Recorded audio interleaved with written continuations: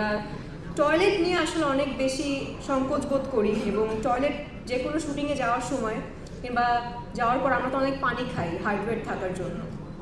So এই টয়লেটটা খোঁজার জন্য আমরা অনেক দূর দূরান্তে চলে যাই এবং পাইও না, এবং না পেলে কি করি, আচ্ছা বাবা একটা হলেই হয়, দে বাবা কাজটা সারি।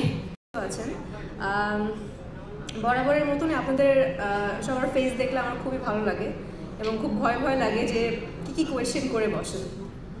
তো আজকে কোনো ভয় লাগছে না, আজকে খুবই প্রাউড লাগছে যে আমার ব্র্যান্ড রিমার্ক হারলেন যারা কিনা এত সুন্দর একটি উদ্যোগ নিয়েছে।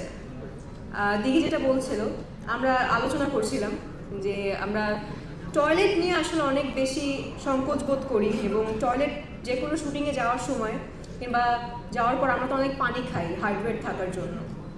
সো এই টয়লেটটা খোঁজার জন্য আমরা অনেক দূর দূরান্তে চলে যাই এবং পাইও না, এবং না পেলে কি করি, আচ্ছা বাবা একটা হলেই হয়, দে বাবা কাজটা সারি।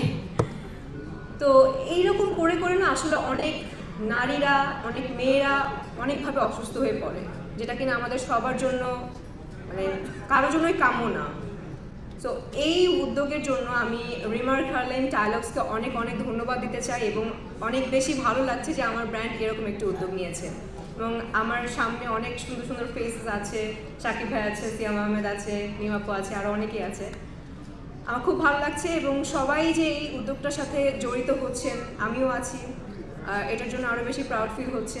তো আমরা জোরে একটা করতালি দিই রিমার্ক হারলেন এবং টাইলক্সের জন্য। Thank you so much. আশা করছি এরকম বড় বড় উদ্যোগ নিয়ে আমরা আবারও আসবো, আবারও নতুন কিছু আপনাদের সবাইকে জানাবো এবং আপনারাও পাশে থাকবেন, এটাই আশা করছি। Thank you so much.